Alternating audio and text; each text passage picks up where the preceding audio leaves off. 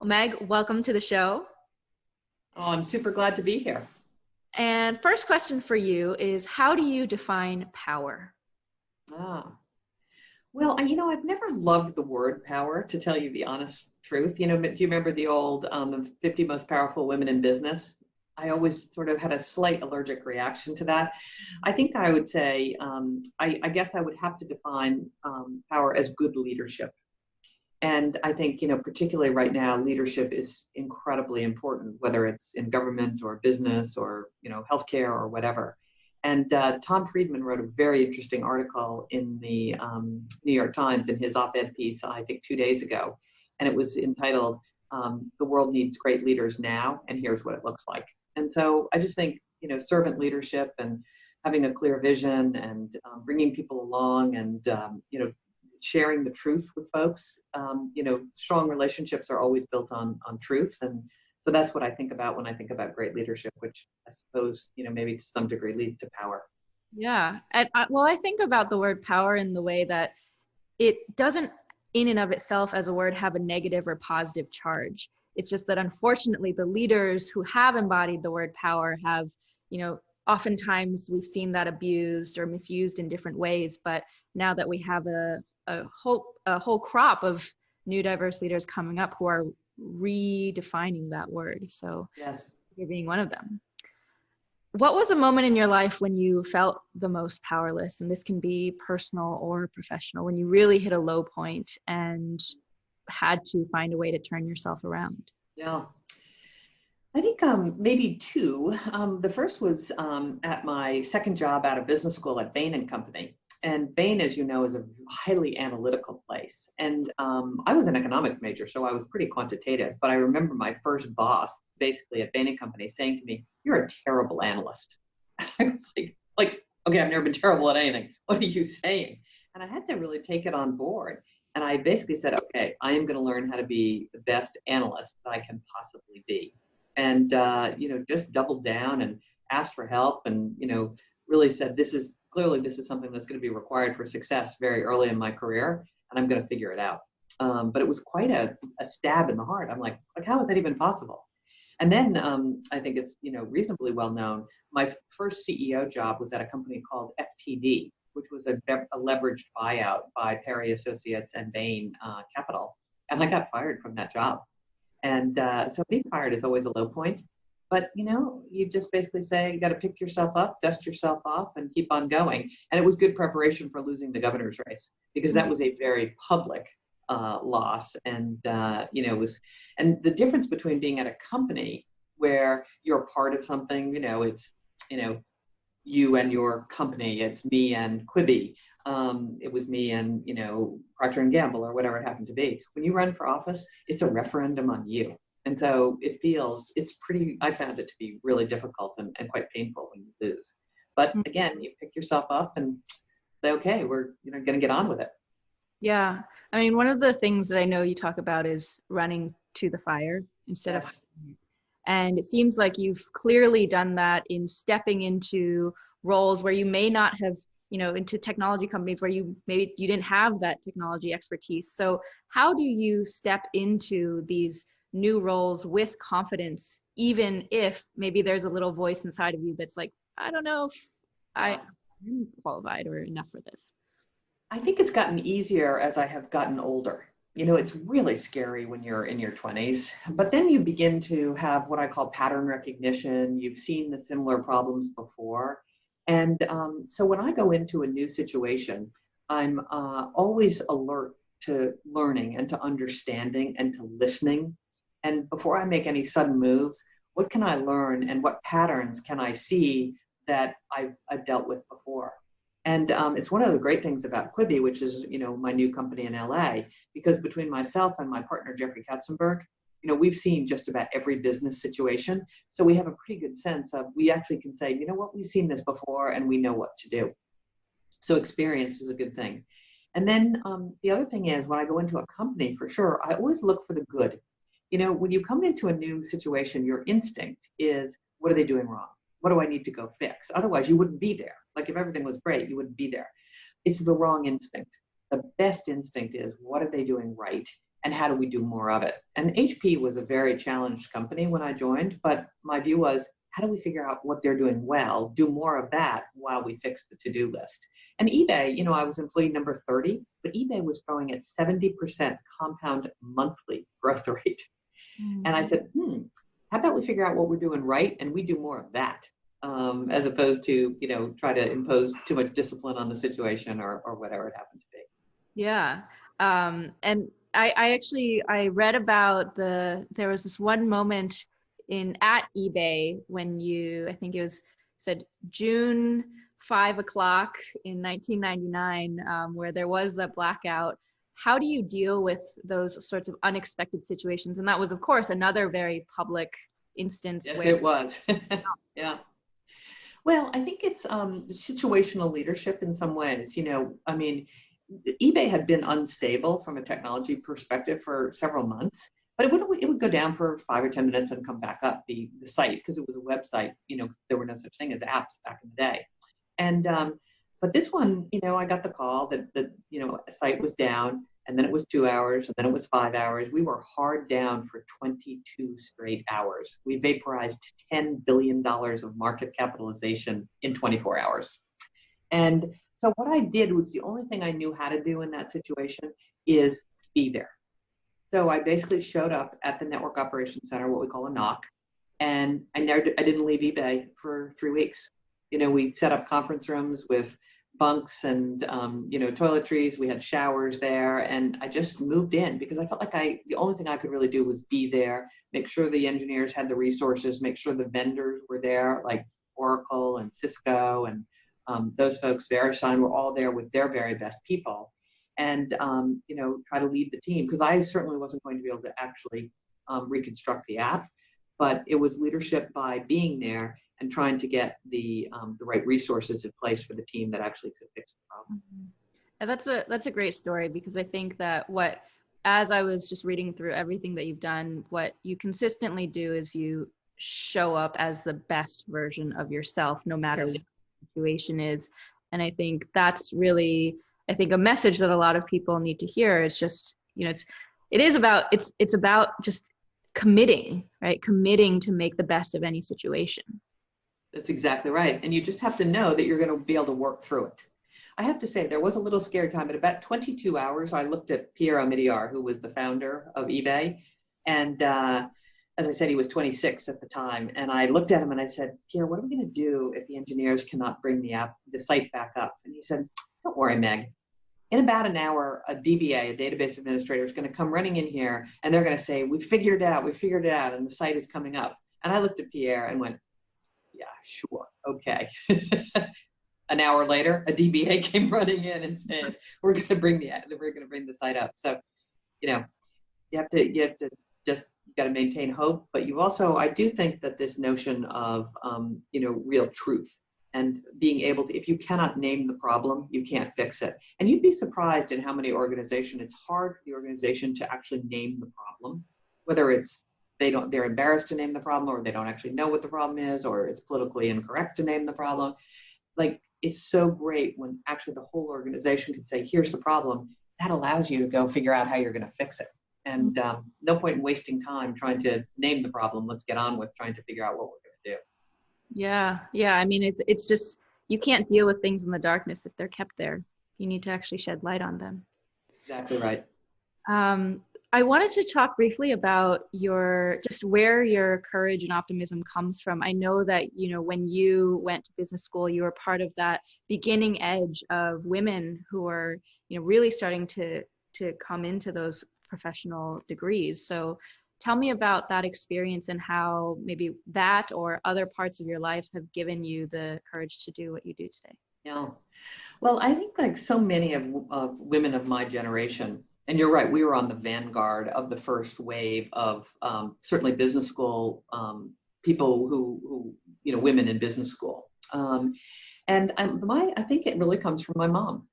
My mom was an extraordinary person. And, I'll tell you a little story that will inform you. So she was born and raised in Boston. And during World War II, she wanted to, join the war effort, but there were not very many roles for women. So she joined the Red Cross. And she went to the Red Cross Recruitment Center, and they said, well, this class of women we're going to send to New Guinea in the South Pacific. And so we need you to be, in 3 days, we need you to fly from Boston to LA and then get on a troop ship for 30 days to New Guinea. And so my mom said, okay. And when they landed, this base commander greeted this whole troop ship full of women. And they said, we need mechanics, truck mechanics, and airplane mechanics. Which of you women would like to volunteer? My mother never looked under the hood of anything. And she said, okay, well, if that's where the need is greatest, guess I'm going to go figure it out. Long story short, 4 years later, she was a fully certified airplane mechanic and a fully certified truck mechanic. And so she said to my sister and my brother and me, if I can figure out how to be an airplane mechanic, you can do anything. Just give it your all and go in and have the confidence. And for some reason, we believed it. And so I think she was sort of the first inspiration. And, you sort of just go from there. You just have to have some confidence that, you can figure it out. Yeah. And do you feel like that carried you through? Because I'm curious to, when you lost the political race, what happened the day after, how you were feeling, and how you jump back up again. Yeah.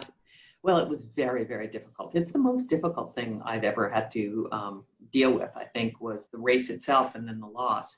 And the next day is really devastating because you go from doing 8 or 10 events a day where everything is so busy. The next day you have literally nothing to do, nothing. And your friends don't call you because they feel so badly for you. So you're sort of sitting there going, oh, this is horrible. My reputation that I've spent 30 years building is completely in shambles. And so I'll have to tell you a story. So that happened in November. And then in December, I was home at 4 o'clock in the afternoon, one afternoon, and I was watching Ellen DeGeneres, who I love, in our family room.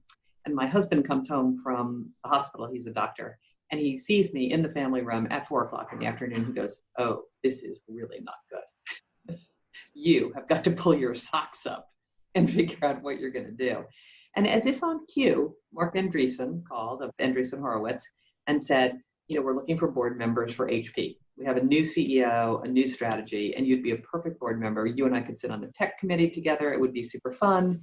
And so sometimes, another door opens. And then, of course, 6 months later, I was on the board and ended up being asked to be CEO. So, it was really tough, though, I have to say. It was really tough. And I still have, I think, a little post-traumatic stress syndrome from that governor's race, even though it was, 12 years ago. Well, 10 years ago. I'm curious, what were some of the thoughts that were going through your head the day and months after? I think, there's the woulda, coulda, shoulda, if I'd only done this or I'd only done that. Okay, not useful, honestly. And then, I think I was terribly worried about the reputational damage because the things that are said about you in politics is just extraordinary. I mean, honestly, most of it's not true, but it's very difficult to fight back against it. And then what I realized is when I talked to friends in politics, it was like, yeah, but you're in politics. Like everyone loses races in politics. It's not even a big deal. And I'm like, oh, I don't know. This seems like a pretty big deal to me. So, I had to have the perspective of that's the nature of that industry. And, when you lose a race, you lose a race. The people in that industry, in that, line of work, they're like, yeah, that happens all the time. Don't worry about it. So, I thought I think that was a difficult thing for me. Yeah. I think so many people just overthink what other people's judgment will be, fear what other people's reactions are, and that either prevents them from taking action or it paralyzes them in different ways. And especially I think it's actually the more successful you get, the more there's that fear of that reputation, right? Because you care even more about what people think. Yeah, I think that's probably true. Although I think if you begin to have a track record, you actually have more courage. When I decided to join forces with Jeffrey Katzenberg to launch our new startup in LA, I mean, this was a completely green startup. At least at eBay, I was employee number 30. There was $4 million in revenue. This was on March 1st of 2018. It was Jeffrey Katzenberg and me sitting in a conference room looking at each other. I mean, we had nothing. We didn't have any employees. We hadn't raised our first stitch of money. The business plan was in its earliest stages. And, we just said, listen, we don't know that it's going to work, but we're pretty excited about the idea, and we're going to dive in. And at the time, 62 and 67 years old, it's not exactly the time that most people do startups. Yeah, so let's dive into that. So I'm a serial entrepreneur, so I've been there a number of times where it's just your dreams and your belief in your dreams. And so I'm excited that you are in the world of entrepreneurship, and I also have downloaded Quibi and have been watching some shows and been Fantastic. really interested in even the way that the playbacks and everything. So tell me first about this relationship that you see between Silicon Valley and Hollywood and how you are innovating. Yeah. Well, the idea when Jeffrey and I got together was, could we bring the best of Hollywood, the production values, the stars, the producers, the writers, directors, and bring that Hollywood production value to viewing your video on the mobile phone. And viewing video on mobile before Quibi was good. I mean, it wasn't perfect, but you could see, like if you watched YouTube holding your phone in portrait, it'd be a little postage stamp at the top, but it was great video. And we said, but if we could make this platform something really special that showcased that talent and showcased that content in a really unique way, then maybe there was something about bringing together the best of Hollywood and the best of Silicon Valley. The other thing we were struck by is technology has always enabled new ways to tell stories in Hollywood. Think about, go all the way back to the motion picture industry. Okay, the motion picture camera predated the motion picture industry. The invention of the television set predated TV. And so what we hope we've done here is created a technology platform that is differentiated enough that it enables the storytellers to tell stories in new ways. And so it's an app. You go to the App Store or the Play Store and download the app, as I'm sure you did.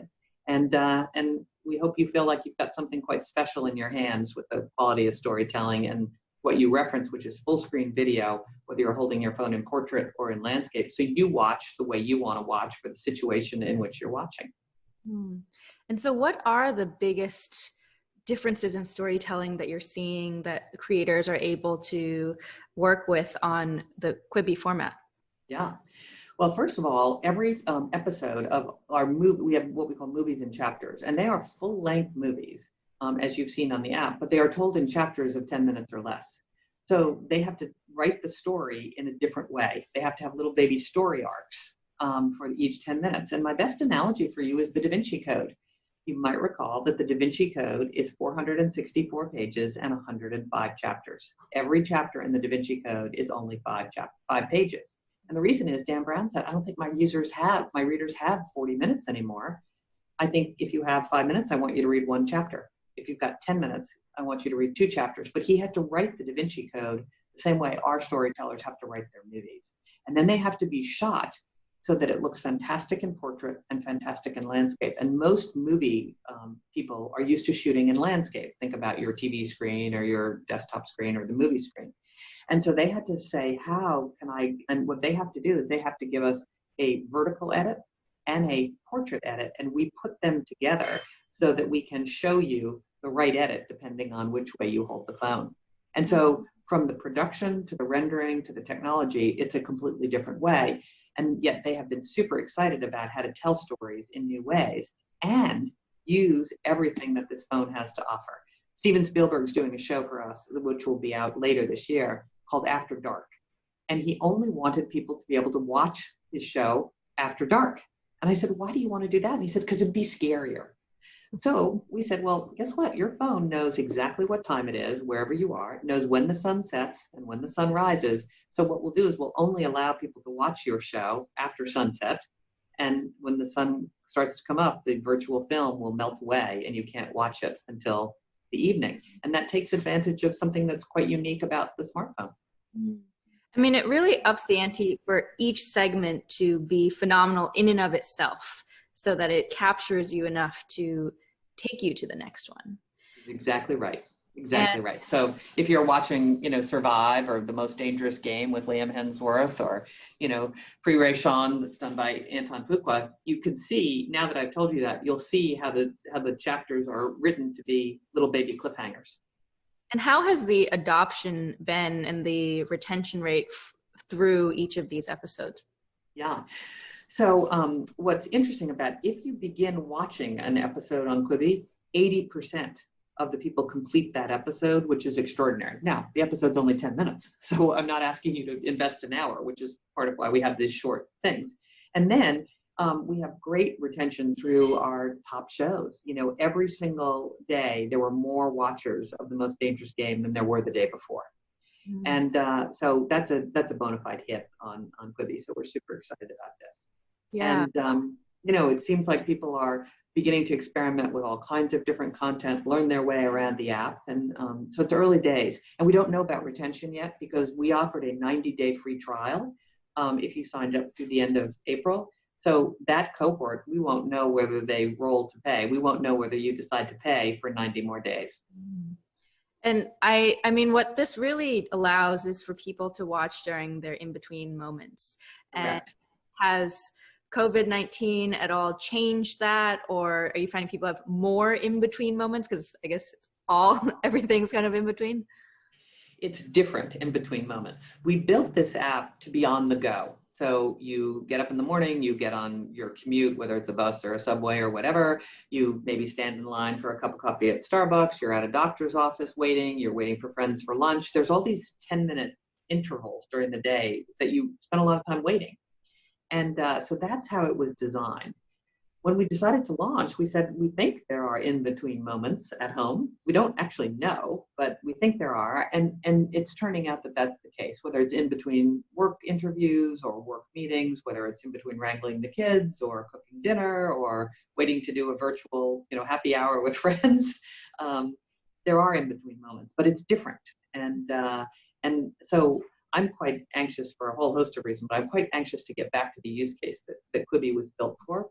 But people seem to be finding those in-between moments when they're, sheltering in place.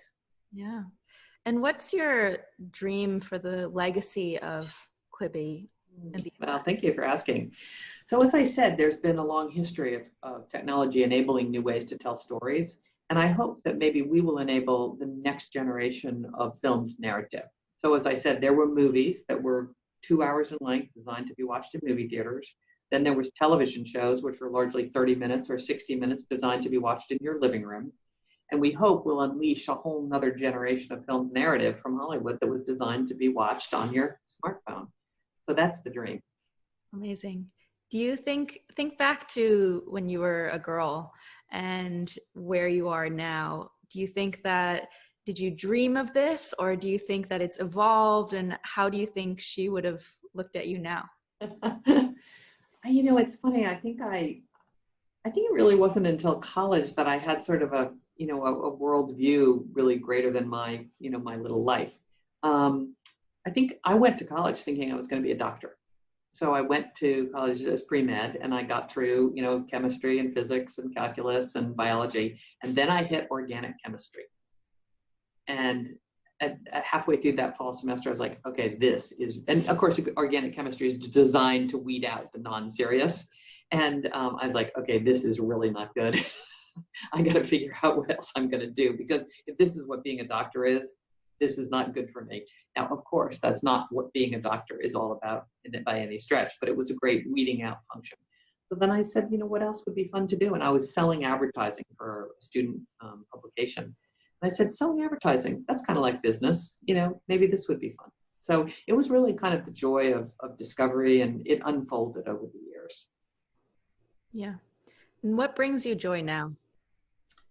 Well, I think a couple of things. First is obviously my family, and I'm a new grandmother of a 10-month-old baby boy. So my youngest son has a baby who is the cutest thing ever. I'm just a besotted grandmother. I can't even tell you. So that brings me a lot of joy. Of course, my husband and my, sons and their wives and girlfriends. And then I do love to work. I love to work. I love the joy of figuring things out. What should we do next? How does the puzzle pieces fit together? And then in our free time, we love to hike, big hiking family. So, hopefully I'll get out a little bit this weekend, do some hiking. Yeah. What sort of advice would you give to rising, ambitious leaders, especially female leaders? I think there's going to be more and more, and who are, whether it's perhaps lacking confidence or just lacking clarity on exactly what is possible, what they should be doing. Oh, I think you have to be open to possibilities. I think it's very hard as a coming out of college to know exactly. I mean, there are some people who know exactly what they want to do, but I think the vast majority are on a little bit of a joy of discovery, you know. And so I would say take that college time frame and do some internships in different areas and see what you like. And then, you know, the good news is when I came out of business school, we did think we were going to spend most of our career at one company. That's not the case anymore. You know, you can hop around, you can, you know, go from one thing to another.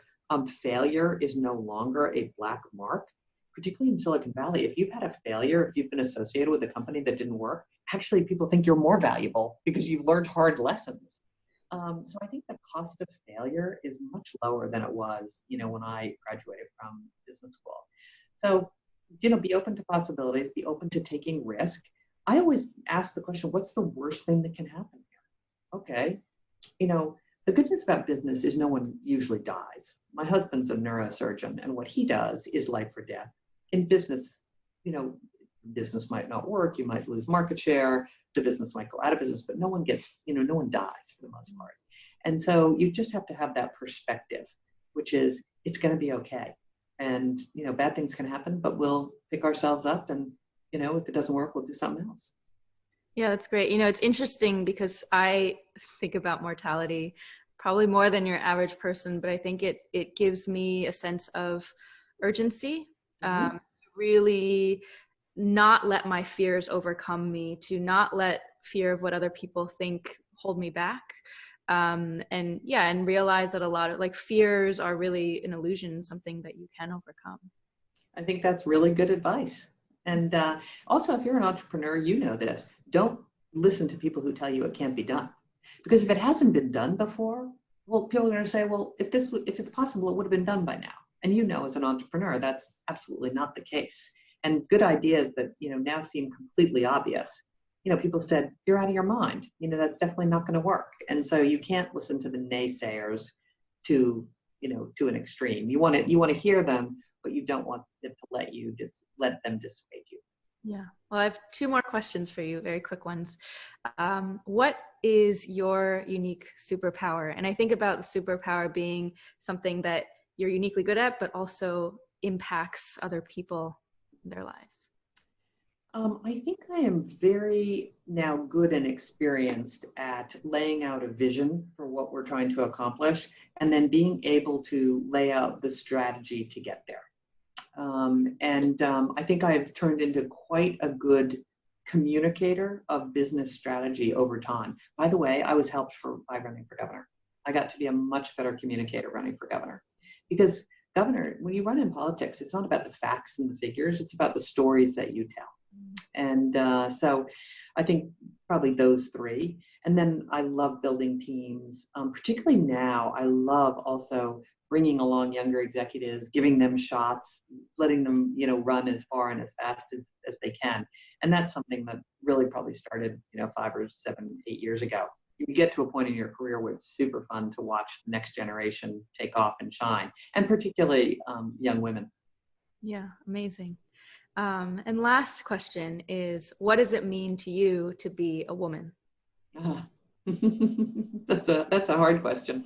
So listen, I think, you know, for me, the journey here has, you know, how do I try to be the best wife, the best mother, now the best grandmother I can be, while also, you know, doing things that I get a lot of joy from.